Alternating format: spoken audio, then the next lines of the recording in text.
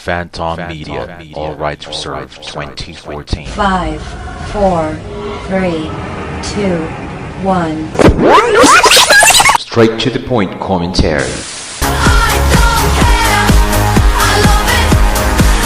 Fun exchanges.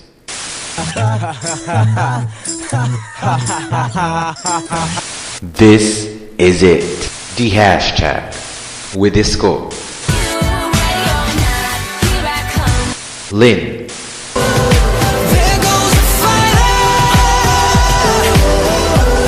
Anna, You can call me Queen Bee. and Bert. Say what you wanna say. The hashtag. Morning, everyone! This is the hashtag podcast. So this is going to be our pilot episode. Palakpakan naman tayo dyan kung maririnig. Hey! Okay, I'll be your host for today. My name is Lynn Mahinhin. Joke lang. This is Lynn, and I have my other co-host with me. So let's start. I'll introduce our co-host. Let's start first with Bert. Bert, nandyan ka ba? Hello, Lynn. How are you? Ay, mabuti naman, Bert. So, Bert, introduce yourself. Can you say something to our listeners? Ang hirap. Ako si Bert. Itong simpleng mamamayan. Lynn, ang hirap nito, hayop ka. Yun lang. O, sige. Yan si Bert. Ang simpleng mamamayan. Isang simpleng mamamayan. Okay, let's go now to our next host, Isko. Hi, magandang umaga. Ito po si Isko. Cute lang. And si Isko ay parang nasa langit lamang. Siya ay may second voice. O yan. Ayan si Isko. So, dalawa na yung napapakalala ko sa inyo. Si Bert, si Isko. And yung huli nating host ay si Anna. Hello, Anna. Hi, Lynn. Ayan. Hi, listeners. This is Anna. Ayan, yun si Anna. Ang ganda ng boses niya, no? So, simulan na natin. Every podcast, meron tayong topic sa ating hashtag. So, ang ating hashtag for this week is Feel na Feel. Yan ang ating hashtag. Dahil malapit na ang Valentine's Day. So, ay ba ay may mga date? Bert, may date ka ba this Valentine's Day? Meron. Ang tanong, saan? Magandang tanong yan. Pwedeng mamaya pag-usapan natin yan, di ba? Pag-usapan natin ang mga saan. ang mga saan tayo mga magde-date this Valentine's Day. Tumatawa si Bert. Okay, Isko, ikaw. Dahil single ako, siguro, mag-iisip na lang ako ng paraan kung paano hindi maging single. Or magkukunya rin hindi ako single. Mahirap yun, ha? Kung paano maging single. Okay, sige. Alright, si Anna naman. Anna, may date ka ba this Valentine's Day? Ayan, may date ka ba, Anna? May date ako pero hindi ako nagde-date pag Valentine's Day. Oh, bakit naman? Meron, pero hindi ako nagde-date pag Valentine's Day. I don't like. It's overrated. Ayan, may mga ano tayo ha, mga I don't like. Okay, so ngayon, ang pag-uusapan natin, actually marami tayong topic for today. So let's start first, since we're talking about Valentine's Day, simulan natin sa Fantasy Valentine's Day. Ito ata yung sinasabi na ano yung naiisipin yung magandang gawin or pakulo. Pagka ba sinabing fantasy, ito ba ay ibig sabihin ni malayong mangyari? Ganun ba yon? Fantasy, teka. Lynn, ang alam kong fantasy. Pwede ba yung ano? Sige, Ana, ano? Yun naiisip ko kasi. Sige, ano? Meron kasi akong office mate. Sige, kaya mo yan, go. May office mate ako dati. Isko, baka matulungan mo ako dito kasi ikaw ang magaling dyan sa mga advice na ganyan. Ano? Meron kasi akong office. Teka, hindi pa nag-uumpisa. Tawa na yung dalawang kababait. Meron kasi akong office mate dati. Itago na lang natin siya sa pangalang... Huwag na natin siyang itago. Sino yan? Babae ba yan? Lalaki? Mahirap. Ay, alam mo na yan. Babae. Oo, babae, oo. Kasi parang paiba-iba siya ng boyfriend, gano'n, parang this year ganito, next year ganyan. Pero parang iisa naman ang tunog ng pangalan, pero... Ay, nagagets ko na yan. Nagagets ko na. Nagagets ko na yung sinasabi mo. Parang pag binabati niya yung boyfriend niya sa Facebook, parang siya din ang sumasagot, Isko. Di ba? Ay, yan yata yung fantasy ang topic natin. Kasi parang fantasy yung ganun. So yan, fantasy. Ito na ba yung fantasy? Ibig sabihin, yung hindi nga totoo, yung malayong mangyari. Ay, yung ba ang definition ng fantasy? Kakala ko kasi yung fantasy na ano. Tinatanong ko nga, ano ba ang gusto ninyong Kasi daw yung sa'yo, Bert, ilusyon. Ay, oo. Ah, Yun yung magkaiba papasok ba sa yung akin, fantasy sa illusion. Kasi yun yung illusion. O sige, yun yung naiisip ko. Kasi parang nakakaawa naman yung mga ganong tao. Yung kala nila mayroong taong ganon. Tapos binabati lang pala nila yung sarili nila. Hindi ba nangyayari sa inyo yun? Yung meron kayong office mate, nagpapadala ng bulaklak sa sarili niya, yung ganon. Para lang masabi. Ay, meron dati. Sa, Meron dati. 2004. ganyan. Nakakaawa yung mga ganong tao. Paano kaya natin matutulungan yung mga ganyan? Isko, ikaw magaling sa mga advice, ba't hindi mo hiritan ng advice yan? Ay, ngayon na ba? Or mamaya na lang natin hihiritan ng advice? O, sige, Pag mamaya na pumasok natin tayo hihiritan sa ng topic advice. na yan. ilagay natin yan sa parking lot. So, gaya, balik tayo. Ano ang mga Parking fantasy Valentine dates nyo? Ano ang mga na-imagine ninyo? Ano ang mga pangarap nyong Valentine date? Unahin natin si Ana, hindi masyado nagde-date yan eh. O di sa kanya, parang kahit hindi Valentine's, kahit date lang, what is your parang ano yung pangarap mong date? Pwede ko bang ipaliwanag na lang kung bakit hindi ako naniniwala sa Valentine's Day? Ano lang, the way I see it kasi, parang masyado lang na pag Valentine's Day, required ba talaga pag Valentine's Day, kailangan ba talaga bulaklak? Tsaka tsokolate? Paano pag ayoko naman ng bulaklak? Alin ko naman yun. I agree ako, hindi ako mahilig sa ganon. Saan? Diba? Saan ko siya ilalagay pagkayari? Matutuyo lang yun. Tapos dagdag ng sakalat sa bahay. Tapos hindi ko naman siya pwedeng itapon basta-basta kasi supposedly may sentimental value siya. Diba? So naisip ko, kapag Valentine's Day ba, kailangan ba gano'n? So maybe that's why I don't like Valentine's Day. Kasi parang masyado nang required na bigyan ako ng bulaklak. At saka, just for the record, para ho sa mga nakikinig, mula po nung 10 years old ako, nakakatanggap na po ako ng bulaklak. Hindi po ako Peter Single. So, diba? Baka kasi isipin nila hindi ako nakatanggap ng bulaklak. Hindi po totoo yun. Kaya lang tinatapon ko siya pagkayari. Baka ano lang, Baka kasi isipin nila bitter lang ako. Pero hindi. Pero kasi, yun lang, naisip ko lang na if you really care about me because it's Valentine's Day and you wanna show your appreciation, ibigyan mo na lang ako ng pagkain. O kaya, Pagkain. Tsokolating, bulaklak na nakakain, ganun. O Bulaklak kaya, na nakakain. So, pwede ba yung yung rose na panty? Alam mo yun? Ay, yung edible underwear. edible. Bukod pa din edible, pero edible underwear, di ba? Pag tumawa, bird, di ba? Pero kasi ako nakita. Pero diba, Ano Jared? Na diba, at least yun may point, diba? Di ba magagamit? Ganon. Oo, correct. Una Bigyan mo ako ng nakakain. bulaklak na itatapon ko lang. Pangalawa, bulaklak na nakakain. Oo, ganon. Ngayon, rose panty na nakakain. Ano Ayan, nililis na ni Bert. Sa papunta yan, Bert. Aba, Hindi ko na alam kung sa papunta. Pwedeng iregalo. Oo, yun ang mga pwedeng iregalo ng mga boys. If ever mawalan sila ng idea na pangregalo sa Valentine's, yan, binibigyan na namin kayo ng idea. Kaya alam ko nabibili yan sa mall yung mga edible na ano na yan, mga churva na yan. Ano naman tayo, Isko, ikaw, what is your fantasy date? Yung mga fantasy dates, siguro syempre the usual na yung pupunta kayo ng restaurant or kakain. So, like something extraordinary na hindi naman ninyo ginagawa sa araw-araw na labas ninyo. Maganda siguro yung spend a day sa beach para maganda, ganun. Basta hindi lang umuulan. Tama. Oh, ikaw naman, Bert. alam niyo naman ako'y pamilyadong tao, So, hanggat makakatipid, magtitipid-tipid kami. Fantasy nga, fantasy. Marami Fantasy kang pera date? sa fantasy na to. Oo, marami kang pera. Fantasy date. Sa North Korea. Di ba lagi kong binabanggit sa inyo yun? Gusto kong mapasok ang mga lugar na hindi napupuntahan ng mga normal na tao. Di kaya mabaril ka doon? Di fantasy. Fantasy natatapos doon din. Punta mo doon, gets ka na. Na-achieve mo, okay na, di ba? Parang ganun. Hoy, Yun na yun. ikaw tanong ka ng tanong, ba't hindi mo sagutin? Anong fantasy date mo nang ma-email ko kay ano? Huwag mong i-email. Ay, hindi.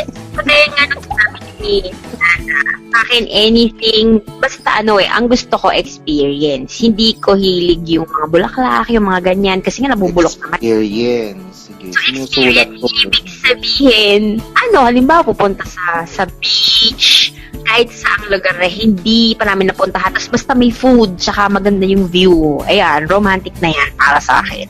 And, may idadagdag ako. Total fantasy naman to. Excited. Kasi kanina ka pa ito Nilista mo daw kasi. Total fantasy date naman ang pinapag-usapan.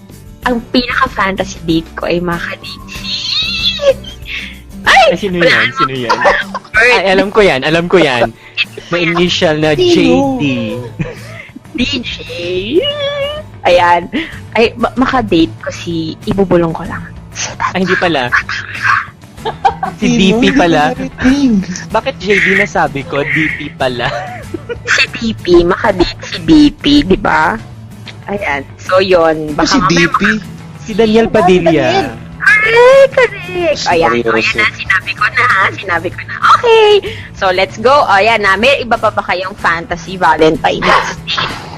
So sabi nyo, gusto nyo pag Valentine's nakakain. Tapos si Isko hindi araw-araw ginagawa. Gusto mo naman, Lynn, ay experience. Yes. Apo, sa beach. Okay. Nakakain, hindi araw-araw ginagawang experience sa beach. Sige, okay. So, yan yung fantasy Nililista date ko lang natin. Yung mga nakakain na hindi ginagawa araw-araw sa beach na may Mahirap pagsama-samahin eh. Oo, wag natin pagsama-samahin. Ayan. So, since meron na tayong mga fantasy dates, syempre, walang mangyayari sa mga fantasy dates na yan kung wala tayong ka-date. Diba? Totoo yan. Natin yung sarili natin. Teka lang, Pero Lynn. friendly Teka. birth, kaya yun, di ba? Ano? Yung friendly birth, kaya yun. Yung walang ka-date. Pag ka-date niya, yung nakikita niya sa salamin, mahirap yan. Kaya ito na nga, tulungan natin yung friend mo, Bert. Teka, Lynn. Bago tayo tumalon dyan sa next topic na yan, mag-i-English lang ako para sumabay ako sa kasosyalan ni Ana, ha? Isko, we have two girls in this podcast. Can I just ask the girls, bakit Okay, kapag romantic, laging na-associate yung pagiging romantic sa beach? Kasi siguro dahil hindi naman kami doon nakatira.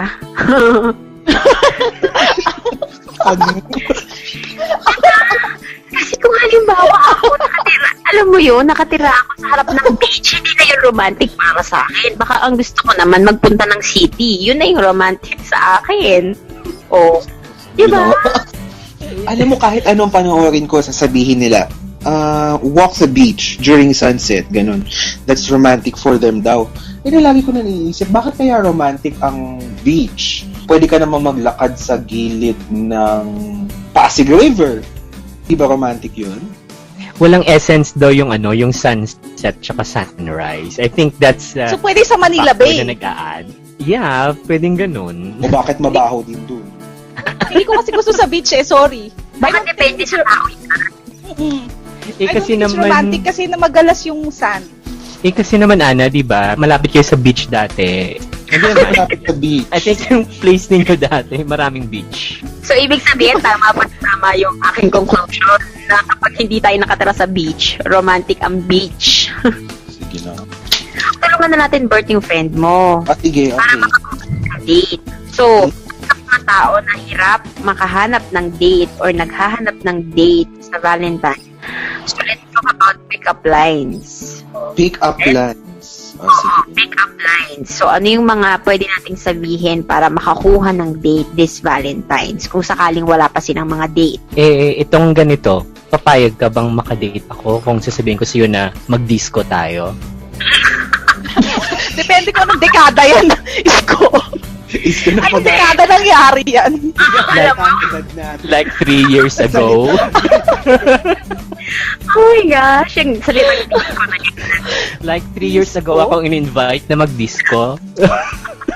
At tanong, pumayag ka ba? Hindi. Busted. So, ibig sabihin, wag gamitin ang salitang disco.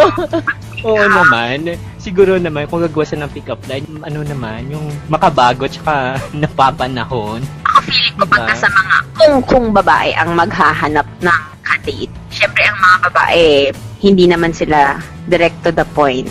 So, ang style namin is parinig. Ayan na, parinig. Hindi ko naman nilalahat, pero feeling ko parinig. So, parang ganito. Isko, may date ka na ba sa Valentine's? Wala pa. Oo nga, ako rin eh. Wala pa akong date eh. Sino kayang ka-date ko? Alam mo kung tatanungin lang ako, papayag na ako agad. Wala ka naman palang ka-date eh. Gusto mo tayo na lang yung mag-date?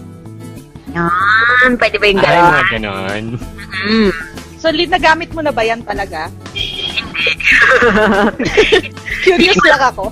Feeling ko lang effective siya. Pero ako kasi nahihain ako. So, hindi ako nag-aaya ng date. Kahit wala akong ka-date, carry lang. Pero di ba ganyan din ang technique ng mga ng mga schoolboys kapag may prom night, ganyan? Na, Paparinig. Parinig. May kasama ka na ba sa prom, mga ganun? Teka lang. Speaking of prom, meron akong nakitang pinaka-weirdong prom na nakita ko buong buhay ko. Kasi yung mga estudyante, maganda naman yung location ng kanilang prom sa isang sikat na hotel sa Ortigas Center. Kaso, lahat ng mga kasali dun sa prom, yung school, parang meron silang no date policy.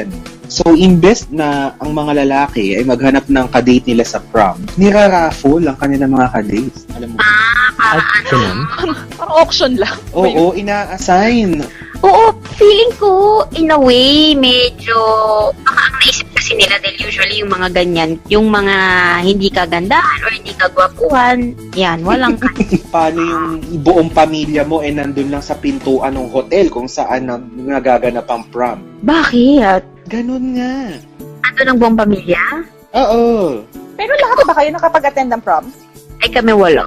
Wala akong prom. Ever Hindi since. kasi wala eh. Kasi magagastos daw.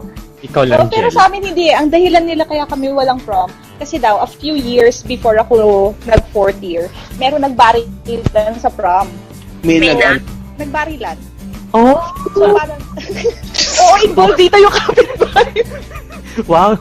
Ang ano naman ng kwento Kumanta to. ba sila ng my way? Seryoso! Kaya ako to alam na yung totoong kwento kasi ang involved dito yung kapitbahay namin.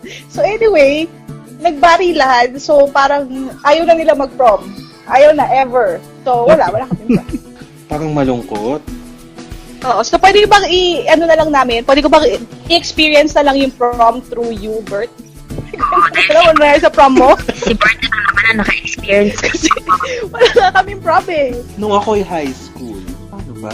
Kasi di ba iba naman ang iba naman ang prom sa Pilipinas at prom sa US eh. Kasi pag sa US, medyo liberal ang kanilang prom night, At sa podcast, hindi naman tayo nasasakop na MTRCB, so pwede ko sabihin ang mga salitang ito. Na medyo sila parang, diba, kapag nanonood tayo ng movies from the US na it has something to do with the prom, parang it's that time of the day or the year or their entire lives na they're gonna get laid for the first time, yung mga ganun. Hindi naman ganun sa atin kasi conservative nation tayo eh. Pero nung ako ay umattend ng prom sa kauna-unahang pagkakataon, I was just looking forward to tatawa. Sa food. Siguro dense pa ako nung mga panahon. Ano ba yung nilulook forward mo, Bert, ha? Food! Sabihin mo na. Ayun naman pala Food lang. So, syempre may date ka. Wala. Parang nag-decide kasi kami noon na kaming 10 magkakabarkada yung lalabas doon sa for that prom night. Tsaka hindi naman ako popular kid nung high school, so I don't get all the girls that I want. Mga ganyan. May ganyan. Oo, may ganun. Anong nangyari nung prom night mo? Wala, kumain na kami. Sumuwi na lang kami, oo, ganun. Nakakatawa nga, nag-ambag-ambag pa kami noon eh, for yung van, para hindi kami mag-taxi umuwi. So, may nirentahan kaming van nung gabing yun, tapos nag-ambag-ambag kami magkakabarkada, para kunyari, social kami. 300 pa yun, Lin! Akalain mo, bagong-bago pa ang L300 ng mga panahong yun. So, yun na yung equivalent ng limo that time. Oo. So, 10 kaming kasya doon sa loob. Alam mo yan. Ibig sabihin, Bert, hindi ka gumamit ng pick-up line. Or Hindi. gumamit, kahit hindi Valentine's Day o kahit prom, anong pick-up lines ang nagamit mo? Teka, pick up line. Meron akong alam. Sige, let's try. Subukan natin yan. Go. Umutot ka ba? Hindi. Kasi you just blew me away.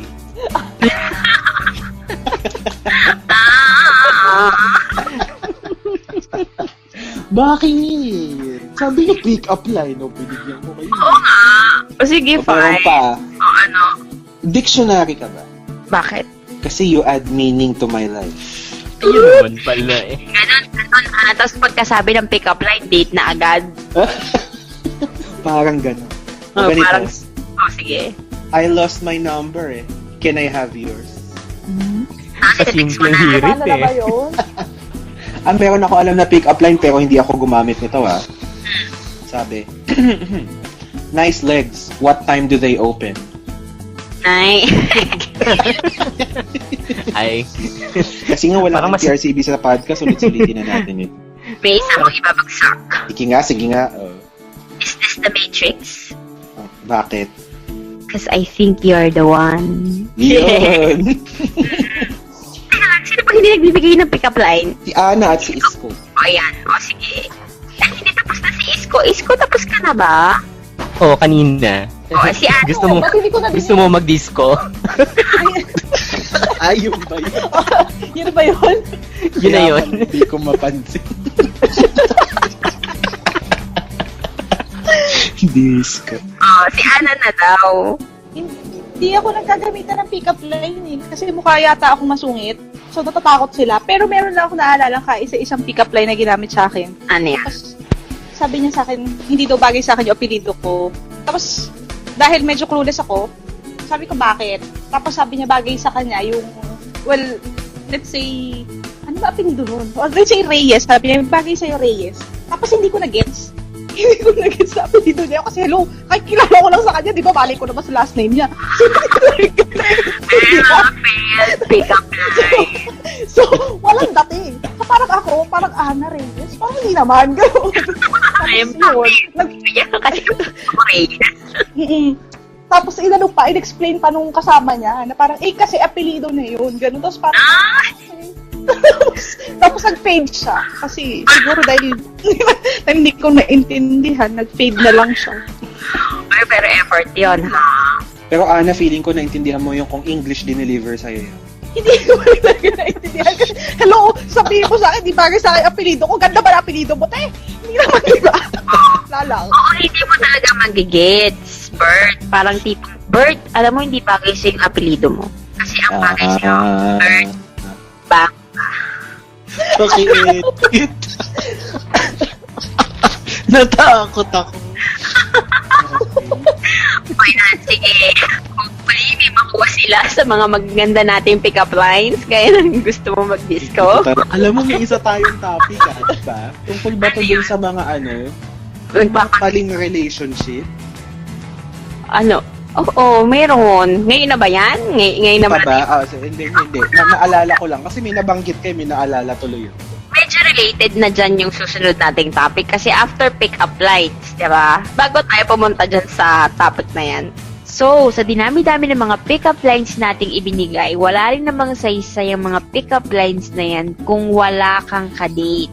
So, for our last discussion, ano naman ang mai-advise nyo sa mga mag-isa this Valentine's Day? Sa mga walang ka-date. So, Isko, anong masasabi mo sa kanila? I think ang pinaka-generic lang naman dun is spend time with your friends, going out with your family, kung sino pang ibang mga single na kasama mo, tsaka mag-group date na lang kayo para mas masaya, di ba? Oo nga, tapos marami pa namang mga promos kapag di ba, Valentine. So, pwede, tama, pwede namang group date na lang. Thank you, Isko. So, Ana, Yes. how about you? Ano naman ang i-advise mo sa mga taong walang ka-date this Valentine's? Gusto ko lang mulang bago ako mag-advise, mag-side comment na dahil nabanggit mo kanina, Lynn, pick-up line na walang silbi. It's entirely possible na kaya wala kang date dahil walang silbi yung pick-up line mo. So, siguro, advice ko, pakiayos ang pick-up line, baka sakaling gumana, may oras pa. Or baka hindi sila gumagamit ng pick-up lines, diba? Hindi sila marunong. Yes. Para Kasi sa mag-work yung disco, di ba? Oh, tsaka Wala. parang feeling ko kasi ang pick-up line depende yan sa nagbabagsak ng linya. Kaya Diba? di ba parang joke? May mga joke na hindi marunong pumunchline. Tingin ko ganun din ang pick-up line. Kaya gumana kay Isko ang disco. So, Oo. Oh, yeah. anyway, ang advice ko, bukod sa pick-up line is para sa mga single, again, hindi po required mag-celebrate ng Valentine's Day. It's entirely fine to just do nothing. Besides, may pasok, di ba? Pumasok na lang po kayo, deadmahin ng may mga dalang rosas at mga tsokolate. It's fine. Gusto ko lang malaman ng mga listeners natin na sa South Korea, merong days na talagang nag-gather sila, yung mga taong sawi sa pag-ibig. Kapag Valentine's Day, kumakain ng black na beans. So, lahat ng bitterness ilabas. Magkumain ng black beans. Okay? Yun lang. I-research nyo yan mga kababayan para malaman nyo kung bakit kailangan kumain ng black beans. Naku, ayoko na nga pagbilan si nanay ng black beans. Baka sabihin nila, wala akong love life. Wala kang kani. Okay. Parang Hunger Games. Di ba may ganun sa Hunger Games? Yung berries, yung nakakamatay. Oo. Hindi nakakamatay. Sana naman hindi nakakamatay ang black beans, di ba? Yung walang ibig sabihin. Oh, so Bert, ang ating simpleng mamamayan. Ano naman ang may advice mo sa mga walang kadate? Ang hirap pala kapag huli ka, no? Ang hirap na nung natitira. Sige, Bert, next time una ka. Tatlo. Una, isipin nyo na lang na kapag pinilit nyo mag-celebrate ng Valentine's at wala naman kayong ka-Valentine's, madalas ang kauuwian nun ay failed relationships din. So, wag ipilit ang iba ang Valentine's kung wala namang ka-Valentine's. Yun. At saka gastos yun. Tama. Kita muna bago Valentine's, alam mo yan. Bulsa muna bago puso nowadays. Okay. Pangalawa, at sana marinig to nung isang kaibigan ko nasa ibang bansa na ngayon, find love in the right places. Kasi, kapag hinanap mo ang pag-ibig sa isang lugar na hindi ka naman talaga makakakita ng pag-ibig, hindi yon ang mahanap mo. Sorry, ang serious ko ngayong gabi. Diba kasi yung iba naghahanap ng nag-expect sila magkaroon ng relationship sa Facebook, sa chat, sa ano nga yun, yung Korean platform, yung WeChat, yung KakaoTalk, o kung ano-ano pang platform. Kapag doon ka naghanap ng love, hindi naman yun dinesign para, hindi naman yung dating sites eh. Tsaka pag naghanap ka naman ng pag-ibig sa isang dating site, mga kapwa mo desperado yung makikita mo doon. So, sama-sama kayong desperado. So, wag nyong gagawin yun. Just wait for it and it will come. So, ibig sabihin, ang speed dating hindi pasok. Para sa akin, oo, hindi. Lynn, ikaw ba nakita mo yung sayo sa speed dating? Hindi.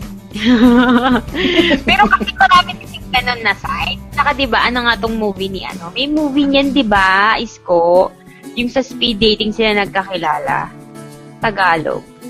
Si Tony Gonzaga ba yun? Si Tony ba yan? Oo, ata.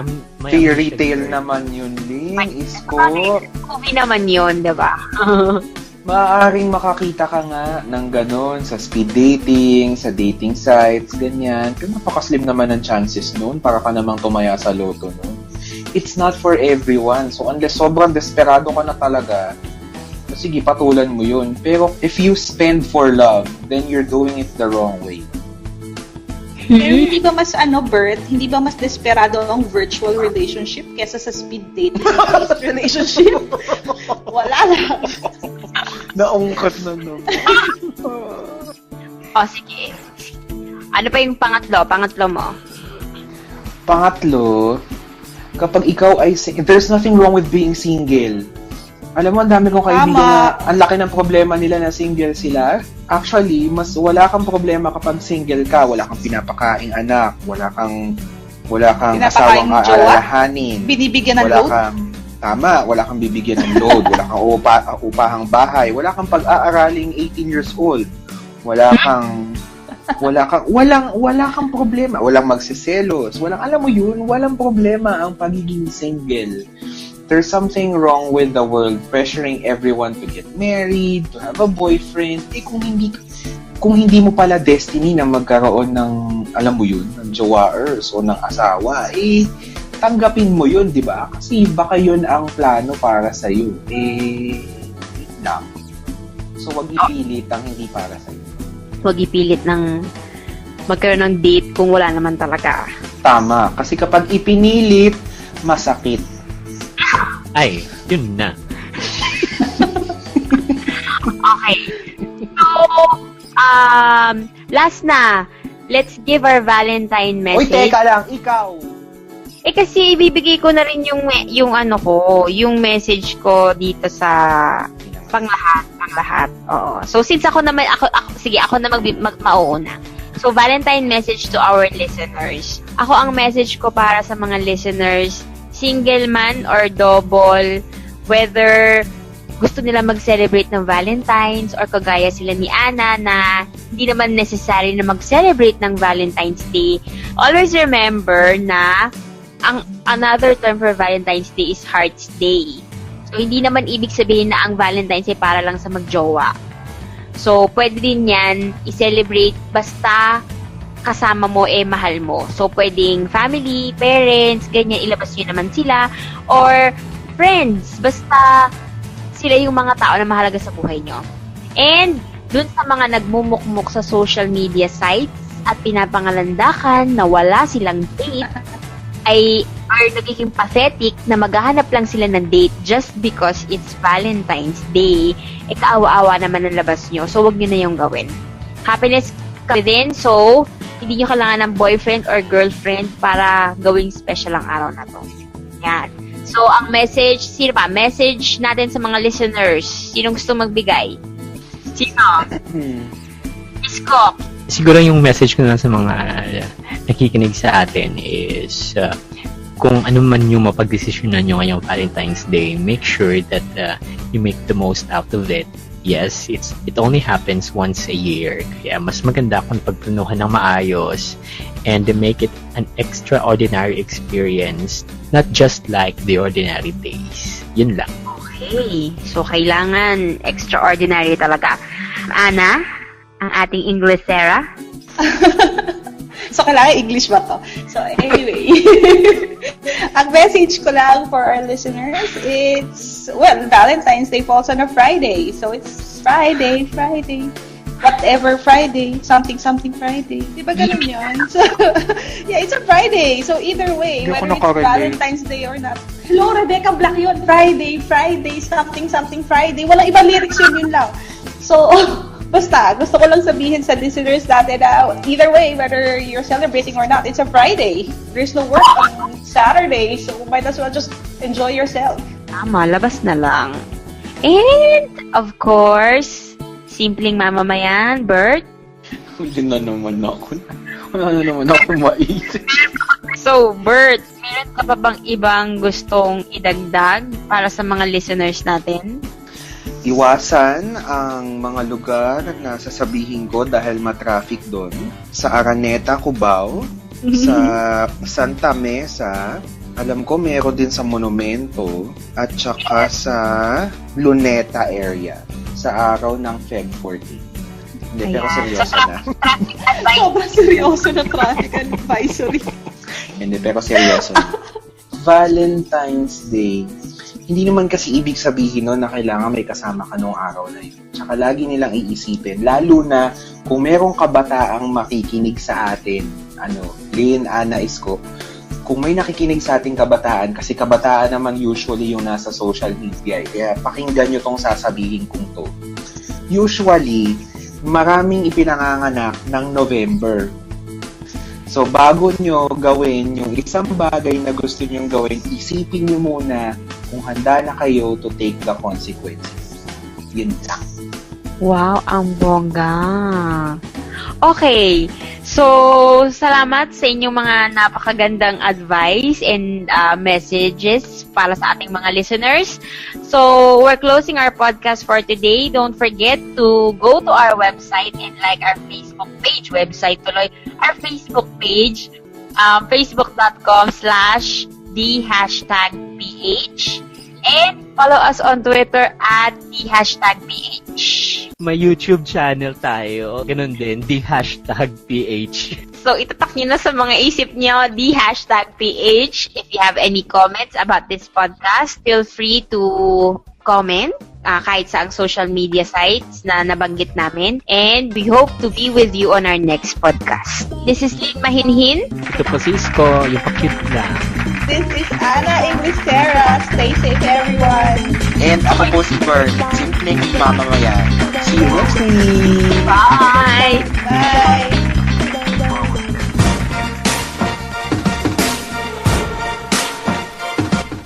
The # would like to thank our friends. Healthy Deals Philippines. Follow them on Instagram via Healthy Deals. Now PH. Follow them on Twitter at twitter.com/nowph or on Facebook at facebook.com/nowph. Thanks to the music we used for this podcast. Roar by Katy Perry. Brave by Sarah Bareilles. Ready or Not by Bridget Mendler. Royals by Lourdes. What Makes You Haha by One Direction. And Beautiful Ones by Suede. The # is a proud production of Phantom Media. Phantom Media is the new media division of the Leadership Network. Follow Phantom Media on Twitter at Phantom Media PH or on Facebook at Phantom Media PH, or email us for any comments at phantom@leadershipnetwork.com.ph. Thanks for listening, and until next time.